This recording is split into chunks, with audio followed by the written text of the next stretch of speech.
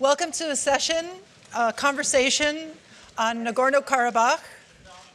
My name is Celeste Wallander. I am privileged to serve as moderator for this panel. And thank you for the assistance from the audience in my duties. I am going to start by inviting our esteemed guests to offer some initial thoughts on the challenges and opportunities each sees in the challenge of resolving the dispute over Nagorno-Karabakh. And then we will have time for some questions and some further discussion. Our guests today are President Ilham Aliyev of Azerbaijan and Prime Minister Nikol Pashinyan of Armenia. The two leaders are at the heart of something that the Munich Security Conference has always sought to speak to and to help advance, which is the peaceful resolution of disputes in the international system. And I'm really grateful to Chairman Ischinger for making sure that this issue it remains on the agenda and in the attention of the Munich Security Conference. With that, let me turn to President Aliyev and invite him to offer his thoughts on the challenges and opportunities. Thank you. First of all, I'd like to express gratitude to Chairman Ischinger for organizing this event. I told Mr. Ischinger just now that there was an opportunity to deliver the messages from Armenian and Azerbaijani leadership several years ago in Davos. And the predecessor of Mr. Pashinyan was supposed to attend, but last moment he canceled his participation. So I'm glad that finally we get to the point, so we'll be able to deliver the messages and to answer the questions, which I think will be enough today.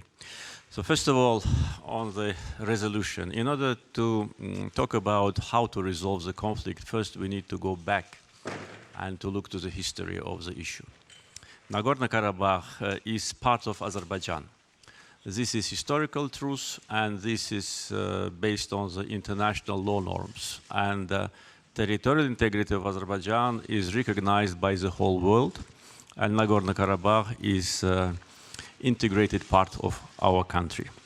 From historical point of view, back in 1805, the Khan of Karabakh, Ibrahim Khan, signed a treaty with the general of Russian Empire, Tsitsianov. Under this treaty, Karabakh Khanate, Azerbaijani Karabakh Khanate, as an independent country, became under the rule of the Russian Empire. In that treaty was called Kürekçay Treaty. The text of this treaty is in internet. Nothing is said about Armenian population of Karabakh.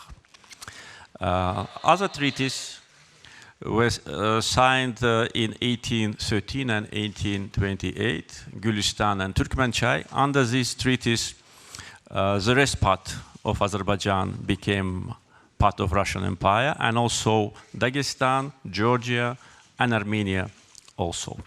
So this is a historical part of the issue. Then, during the period when Russian Empire collapsed and Georgian and Azerbaijani Democratic Republic were established, one of the first decrees of Azerbaijani Democratic Republic in 1918 was to transfer Yerevan from Azerbaijan to Armenia and to announce it a capital of Armenia. This is also a historical fact. If you give something to someone, that means that this something belonged to you. In 1921, the Caucasus Bureau of the Bolshevik Party made a decision to retain Nagorno-Karabakh within Azerbaijan, to retain and not to transfer, as some Armenian historians want to present. This is also a historical fact. And the other historical fact is that in 1923, the Azerbaijani Soviet Social Republic issued a decree on creation of Nagorno-Karabakh Autonomous District inside Azerbaijan. So this is the history. And then in the end of 80s, Armenia launched an aggression against Azerbaijan. 300,000 Azerbaijanis were deported from the territory of Armenia. And then in the beginning of 90s, Armenia launched aggression already against Azerbaijan Republic. And as a result of that aggression, almost 20% of our territories are under occupation. And 1 million of Azerbaijanis became refugees and IDPs. Our people were subject of ethnic cleansing. And in 1992, previous Armenian regime committed a war crime, genocide of Khojaly. As a result, 613 innocent civilians, among them 106 women and 63 children, were brutally killed. More than 10 countries recognize Nagorno-Karabakh as independent country. Coming to the international law issue, once again, Nagorno-Karabakh is part of Azerbaijan. United Nations Security Council adopted 4 resolutions demanding withdrawal of Armenian troops from the occupied territories. These resolutions are not resolved. Therefore, any solution which will be achieved as a result of peaceful negotiation must provide preservation of internationally recognized territorial integrity of Azerbaijan. I will now conclude in order not to use more time than it was planned. Thank you. Thank you, Mr. President. Thank you for that overview. Mr. Prime Minister, I think we are ready to hear your views on this issue. Okay, thank you. You know, I would ask President Aliyev not to go so far into history, because when Armenian King Tigran the Great was negotiating with Pompey, a Roman military leader, there wasn't any country in the South Caucasus, in all around the world, named Azerbaijan. And so I don't think it is right way to go so far, because I could go even further and start from, for example, 400 years before Christ. But I wouldn't do that, because I don't think it is right way to go. As far as Nagorno-Karabakh is concerned as like a country, you know, I should say that I'm not agree with President Aliyev, because Caucasian Bureau decided to Karabakh to be a part of Azerbaijan, Armenia, I'm sorry. And after that decision, and this was totally lawful decision, and after that, according to the personal initiative of Joseph Stalin, this decision was changed in the Moscow, and it was like a plot between Stalin, Lenin, and Ataturk. And Karabakh never been a part of independent state of Azerbaijan. And Karabakh was put into Azerbaijan only in the process of forming Soviet Union. And when we are speaking on the territorial integrity, we should decide about which country territorial integrity we are speaking. My question is, if Azerbaijan respected territorial integrity of Soviet Union, becoming independent country, as Azerbaijan left Soviet Union, in the same way, Nagorno-Karabakh left Soviet Union. You can say that I'm now speaking on a country which doesn't exist, meaning Soviet Union. But the Soviet Republic, which contains Nagorno-Karabakh, also doesn't exist. There is no Soviet Republic, Soviet Socialist Republic of Azerbaijan. And that is true. And like Azerbaijan gained independence from Soviet Union, in the same way, Karabakh gained independence both from Soviet Union and from Soviet Azerbaijan. As far as Khojaly is concerned, in the mid-90s, former president of Azerbaijan, Ayaz Mutalibov, gave an interview to the Russian paper Argumenty i Fakti, saying that the provocation in Khojaly was organized by Azerbaijani opposition to tackle him from the power. And this happened actually because as a result of that event, Ayaz Mutalipov was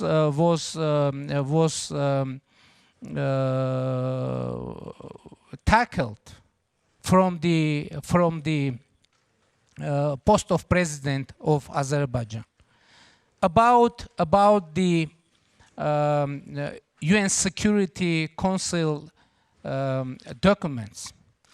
If we will, what was the general meaning of those documents? The general meaning of those documents was unconditionally and immediately ceasefire to stop any violence and stop military actions. And when we will see US Security Council Resolution 884, we will see that there written that Azerbaijan violated ceasefire, and as a result, Azerbaijan lost territories.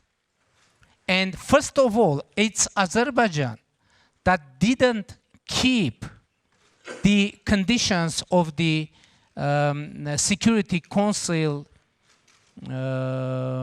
document. And it is very important to state. But you know, I don't think it is good way for Armenian and Azerbaijani leaders every time repeat the same thing. Unfortunately, within last 25, even 30 years, we are repeating every time the same things. And I'm afraid international community maybe somehow is tired hearing the same thing. And I think that we need to bring some new ideas. And I would like to say that when I became Prime Minister of Armenia through the non-violent Velvet People's Revolution, I understood that it isn't possible to solve 30 years lasting conflict with one or two steps. And I thought that for solving this problem, we need to have revolutions. And I started the process of micro-revolutions, and in the next opportunity when the floor would come to me, I will present you the role of micro-revolutions in Nagorno-Karabakh negotiation process that I initiated. Thank you. Thank you, Mr. Prime Minister. Before we were, that is a welcome topic of conversation. I thought as a logical follow-up to the historical background that each of you has offered to the group. And as a political scientist, I always want to get on to the solution. I feel like historians help us understand, but they don't help us always understand how to move forward. Sorry for any historians in the room. What I wanted to get your thoughts on, and I'll start with you, Mr. Prime Minister, if you're here in an international audience, many experienced negotiators, many who have worked on this challenge for some 30 years and trying to support a peaceful resolution of the dispute. What is the one thing you would want to see from the international community to help you advance what you think is an equitable, peaceful solution to the challenge of Nagorno-Karabakh? And maybe about 2-minute answer. Yes, I'll turn to the there is president. a very concrete thing that international community could do. It make it clear that there is no any military solution for Nagorno-Karabakh conflict. There is no any military solution, and international community should make it strongly and very clear. If someone thinks otherwise, saying that there is military solution for Nagorno-Karabakh conflict, I guess that people of Nagorno-Karabakh conflict would answer, in that case, we can say that this conflict already solved. So, but I think we need to sustainable peace, and Armenia, and I'm not represent Nagorno-Karabakh in negotiation process, but I know that Armenia and Nagorno-Karabakh are ready to put real efforts to create in our region sustainable peace. And as a Prime Minister of Armenia, I perceive this situation not only my responsibility for security of my country, but I understand my responsibility for regional security and for global security. And I invite President Aliyev to perceive this situation as our mutual task to create sustainable peace and stability, and perceive this situation not only an issue of our national agenda, but also an agenda of global and regional security, and our duty and our responsibility to bring our effort, our input to the global security. And I would assure you that Armenia and Nagorno-Karabakh are ready for that. Thank you, Mr. Prime Minister. Those were very helpful, and thank you for sharing your priorities with us. President Aliyev, may I ask you the same question? You are very experienced in negotiating this. You've dealt with many people in this room on the issue, but help us understand, what do you think is the most important at this moment in history for the international community to do to help you advance what you think is an equitable and peaceful resolution to the conflict? First of all, I'd like to make one comment. I'm absolutely sure that we came here to tell the truth. And what I said in my introductory remarks is 100% truth, which can be easily checked right now. Just enter the internet, find those documents which I referred to, and you will understand who is telling truth and who is not.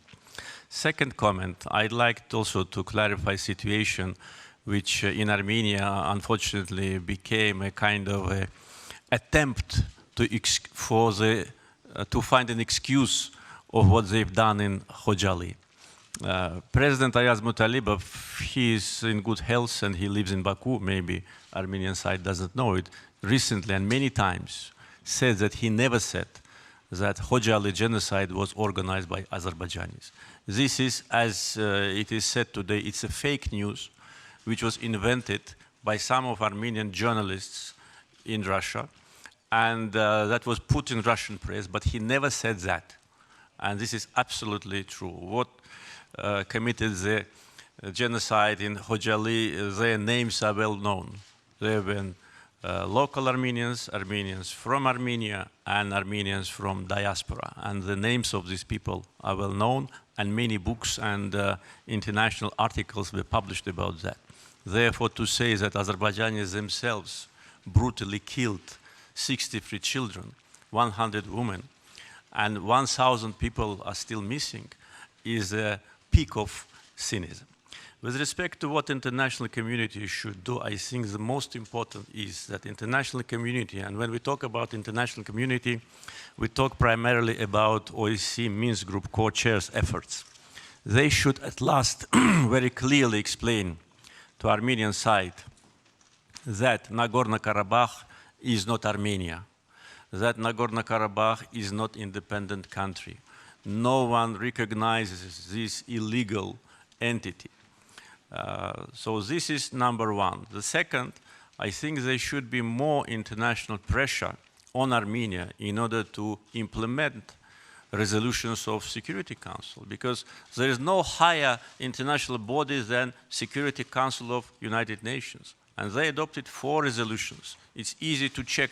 The numbers of these resolutions are known to specialists. What it says Armenian troops should immediately and unconditionally withdraw from the occupied territories. Not only Nagorno-Karabakh is occupied, but 7 districts surrounding it. Armenia wants to hide it. 7 districts where Armenians never lived. In the last Soviet census of 1989, the population of Nagorno-Karabakh was identified as 189,000 people, out of which 139,000 Armenians, 48,000 Azerbaijanis, and some other representatives of other people. So all Azerbaijanis were ethnically cleansed from Nagorno-Karabakh and from our ancient city of Shusha. Then all Azerbaijanis were ethnically cleansed from 7 districts. They committed a genocide against our people, against our culture. They destroyed our mosques. They destroyed our graves. They changed the name of our cities. They now publish the map of Nagorno-Karabakh, which consists of all the occupied territories. And then they say that we should agree with these realities. Therefore, international community should explain first that Nagorno-Karabakh is Azerbaijan, and second, put a serious pressure on aggressor to stop it. Prime Minister, just one minute. Okay. Prime Minister just said about peace. Okay, I agree. But how it correlates with what happened today on the line of contact when Azerbaijani soldier was killed by Armenian sniper? So I think the elements of the challenge are clear to everyone. There is a complicated history, territory that has been part of different political entities over time, the human tragedy of refugees and those killed on both sides, a ceasefire that is not held for a period of time enough to create trust and a basis for moving forward on a political negotiation. So I'd welcome some questions on some of these issues. May I make several How about, so I want to move to the questions, and I'm guessing that the questions will provide the opportunity for following up on several of those issues, if I may, because I do want to, I have my boss sitting right here, and I don't want to break the rules. We got to get to the questions. Thank you, sir. Yes, the first question with help. I have a microphone in the audience, I believe. Yes? And after I created the space for a question, now you're all going to fail me. Is this right? Because then I'll just turn back to Mr. Prime Minister, please. You can follow up. Okay. Okay, I will come to that question. Yeah, we'll come to that question. Go ahead, sir. Go ahead. I would like to make several comments. First of all, on resolution of UN Security Council, there is no word Armenian troops. There is written local Armenian forces. That means that people of Nagorno-Karabakh formed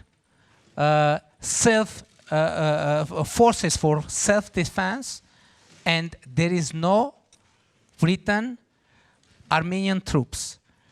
About victims, yes, it is tragedy. it is conflict. And thousands of people died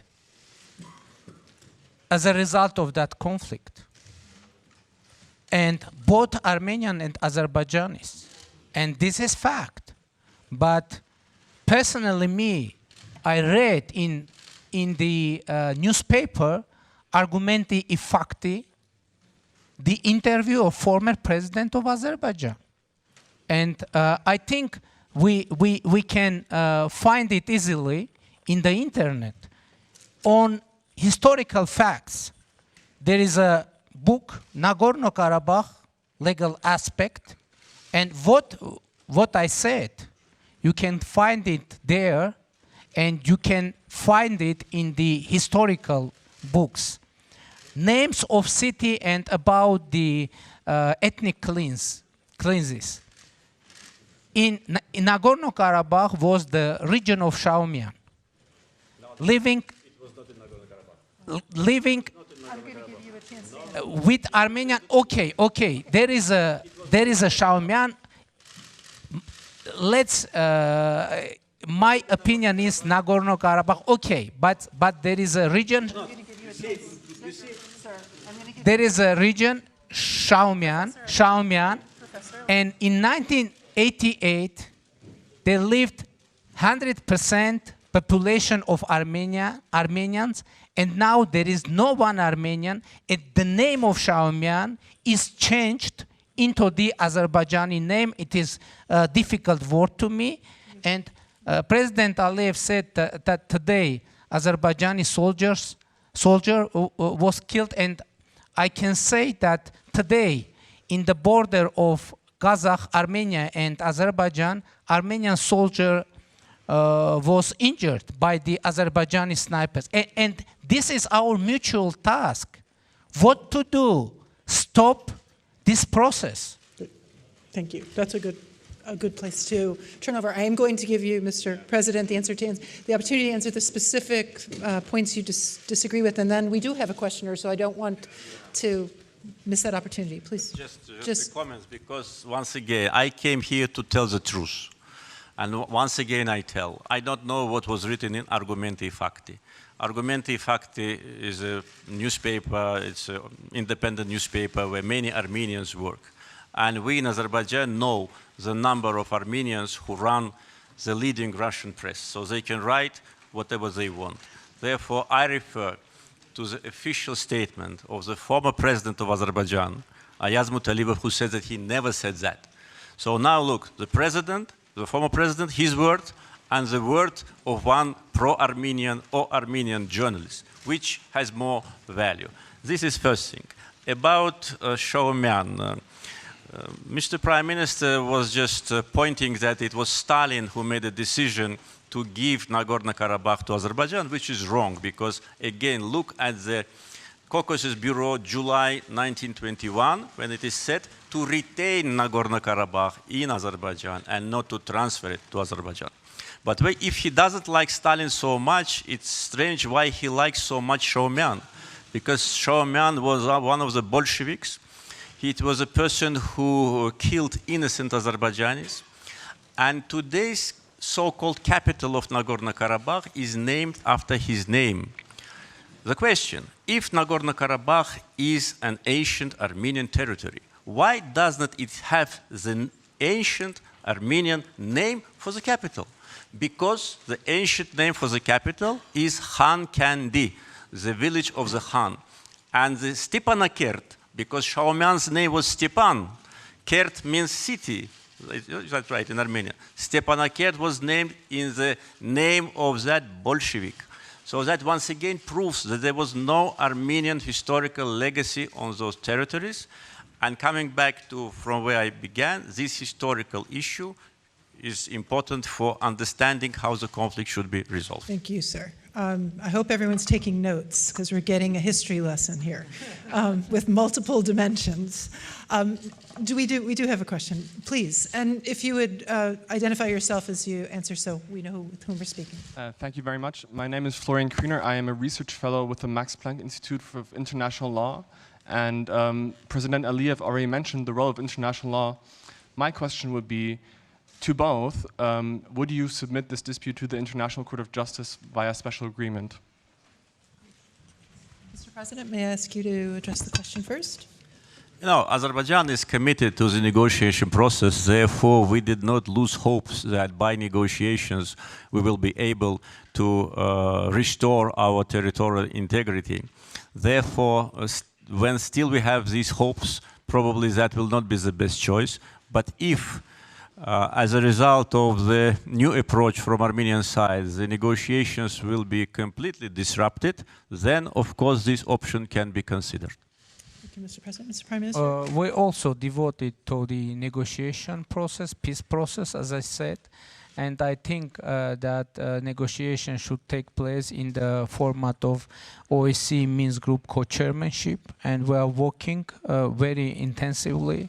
And as I said, we are ready to put real efforts to make real difference and to reach to the solution of conflict. But nobody asked me about many revolutions that I've met in negotiation process. I hope I will have opportunity. I am asking you to please explain. I'm asking About him to revolutions, mini No, that's revolutions. not what I mini want to hear. revolutions. I'm asking you to explain your mini.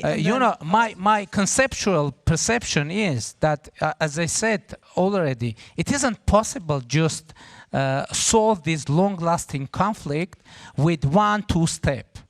We need, why I'm saying micro-revolution, because I think that we need to have micro-revolution conditionally to transform it into mini-revolution, and after that to have real breakthrough in negotiation process. What was the micro-revolution? In the September of 2018, I announced that any solution of Nagorno-Karabakh conflict should be acceptable for people of Armenia, for people of Karabakh, and for people of Azerbaijan. And why this is micro-revolution? Because I'm first Armenian leader saying that any solution should be acceptable for Azerbaijani people as well. And but now, after more than 1 year after that revolution, I'm not only leader of Armenia, but I'm only leader Azerbaijan and Armenia. That's saying that any solution should be acceptable for all sides. It is very important micro-revolution. Another revolution, in my my press conference, I called to users of social media, Azerbaijani and Armenian users of social media, not to use social media to offend each other, to threaten each other, and to insult each other, but use social media, new technologies for trying to understand each other better. And it is another way, and I think that we should, and I tried to address directly to the Azerbaijani people, and if President Aliyev don't mind, and I don't mind that President Aliyev would speak with Armenian people. Mm-hmm. But we have very strange fact. President Aliyev is refusing to speak to representatives of Nagorno-Karabakh, and it is very strange fact. How it is possible to solve Nagorno-Karabakh conflict without speaking with the representatives of Nagorno-Karabakh. By the way, Nagorno-Karabakh was recognized as a party of conflict and party of negotiation by the OSCE, and this happened twice in 24 March of 1992 and in 1994 in Budapest OSCE summit. Thank you. So let me ask President Aliyev, what do you think of the 3 proposed micro-revolutions to seek the views of Azerbaijani citizens who've suffered from the war, Armenian citizens and the residents of Nagorno-Karabakh, and I assume also the occupied territories you would want to, including refugees from those occupied territories you would want to include, and the idea of social media not being, we've heard a lot about this today, exacerbating force for hostility among the peoples, and the idea of being able to welcome speaking to one another's citizens honestly. You know, during my experience of negotiation with Armenian leaders, I had this opportunity with two predecessors of Mr. Pashinyan. Always in the very decisive moment of negotiations, they found some excuse in order not to continue. Otherwise, to put it, all of them wanted to keep status quo unchanged, but all of them tried to do it differently. Now, when Prime Minister Pashinyan talks about his proposal that the resolution must be accepted to the people of Azerbaijan, I answered to that. And I said, what is acceptable to the people of Azerbaijan? People of Azerbaijan, those who suffer from Armenian aggression, want to go back to their homes. It is their fundamental right. They're deprived from this right for almost 30 years because Armenian leadership, it is not Nagorno-Karabakh. And when Prime Minister talks about so-called self-defense forces of Nagorno-Karabakh, again he's telling things which is not true.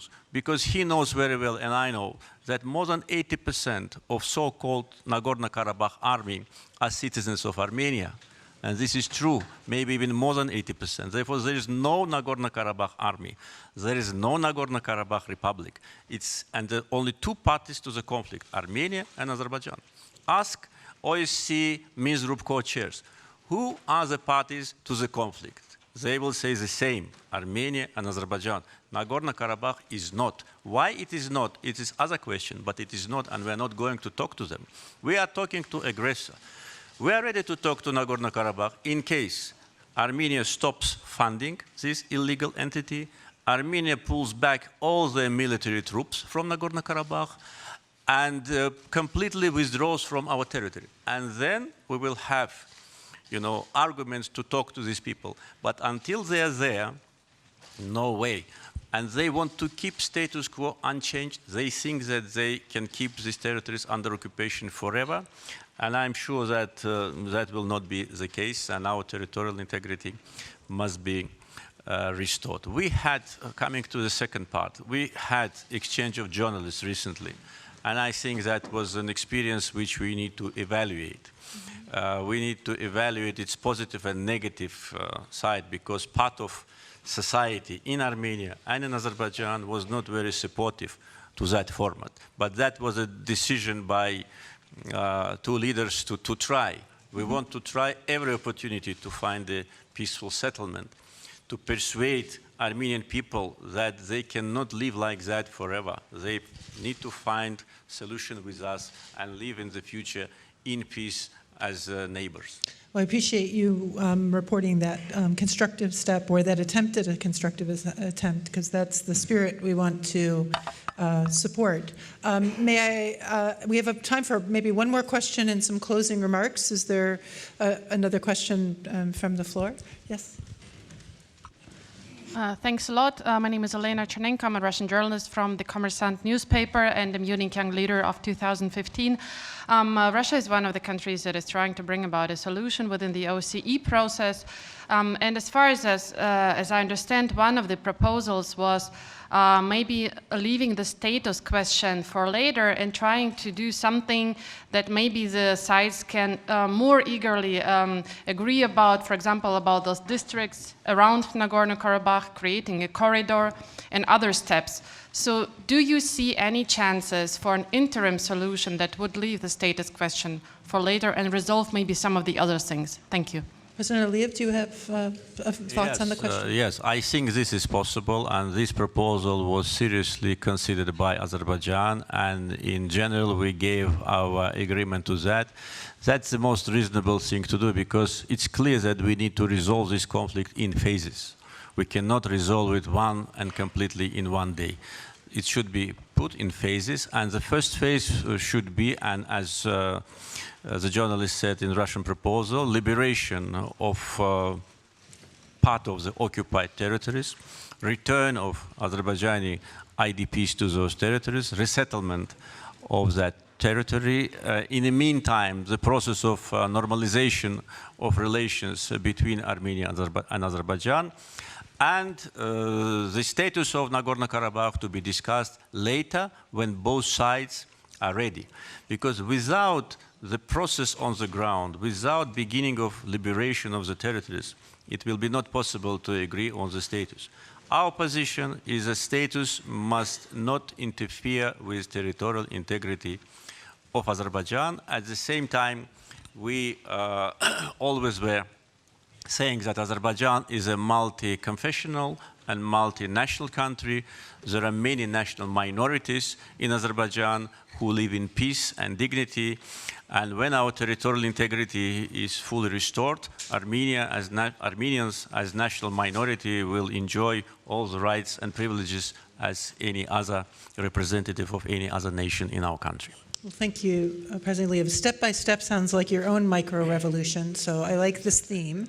And by the way, we have one mutual mini revolution. I hope I will have opportunity to tell about that. Please, you have the floor. Yeah. And when we first met in Dushanbe, in capital of Tajikistan, after that we with President Aliyev made a little mini revolution, because after that meeting, the tension after that meeting in general reduced unprecedentedly, and we've been able to create direct line for contact and information, and I should accept that in that case, President Aliyev is co-author with me. As far as territorial, President Aliyev is saying territories, and from point of view and in perception of Azerbaijan, these are territories, but from point of view of Karabakh, this is security, because we need to understand why current status quo emerged. Because when Nagorno-Karabakh tried to use its right for self-determination, military actions started against Armenians of Nagorno-Karabakh. And Armenians of Nagorno-Karabakh were forced to organize self-defense. President Aliyev was speaking on Shushi, and the capital of Nagorno-Karabakh, Stepanakert, within years was bombed from Shushi, and peaceful citizens, they are living in underground for many long time. And this is the truth. It isn't possible to give up security for anyone, and for Karabakh as well. President Aliyev mentioned military forces of Azerbaijan. My son is passing its military service in Nagorno-Karabakh, but he went there as a voluntarily to defend his compatriots, because he knows history, what happened from 1998. And I already said about the Shaumian region with 100% of Armenian population, but now there live no one Armenian. And we know the case of Nakhichevan with huge Armenian population, and it is an autonomous republic in the Azerbaijan, and now there is no one Armenian. And one more sentence. President Aliyev is saying that Nagorno-Karabakh isn't a part of negotiation and the conflict. But Azerbaijan twice signed agreement with Nagorno-Karabakh. First, it was in 1994, and it was ceasefire agreement between Armenia, Nagorno-Karabakh, and Azerbaijan, and ministers of defense signed that. And after 3 months, in July of 1994, they confirmed that the ceasefire would be kept until the political resolution of that conflict. So we are at the end of our session. I think that I would like to express my gratitude to President Aliyev and to Prime Minister Pashinyan for their extraordinary knowledge, their extraordinary passion. I think it is clear that both of these leaders care very deeply about resolving the conflict, but care very deeply about how the conflict will be resolved, and we cannot expect less. I also think, in addition to the fact that we heard the full scope of the challenge and the dynamics of the challenge and the elements of the challenge, we also, and I'm grateful to both of you, heard elements of what the opportunities could also be for a way forward in improving the lives of those affected by the conflict, and maybe through micro steps or micro revolutions, beginning a constructive process of finding a peaceful resolution. So we are extraordinarily lucky at this historic opportunity here at the Munich Security Conference. And let us thank, please, President Aliyev and Prime Minister Pashinyan for sharing their thoughts with us. Please. And with your permission, just one remark, because that topic, just once constructive, yeah, on self-determination only. I will not talk about the fact that in Yerevan 70% of population were Azerbaijanis in the beginning of 19th century. I will not talk about that. That's what I said. Okay. On self-determination, that's what they always talk about. Armenian people self-determinated themselves. They have an Armenian state. My advice is to find other place on earth to self-determinate them for the second time, not in Azerbaijan. I have to It wasn't, 30 seconds. Mr. President, it wasn't so constructive, but I would say in times of the Tigran the Great,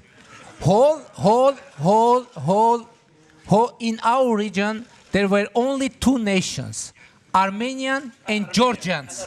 There were no one, and not only in the times of the Tigran the Great, but in times of Bagratunis, in times of Arshakunis. You could find it in any historic book, At least they're both laughing. They're both laughing, right? They're both laughing. But I'm very glad for this discussion, and I would like one more time confirm that Armenia and Nagorno-Karabakh are ready to put real effort to solving this conflict. Thank you.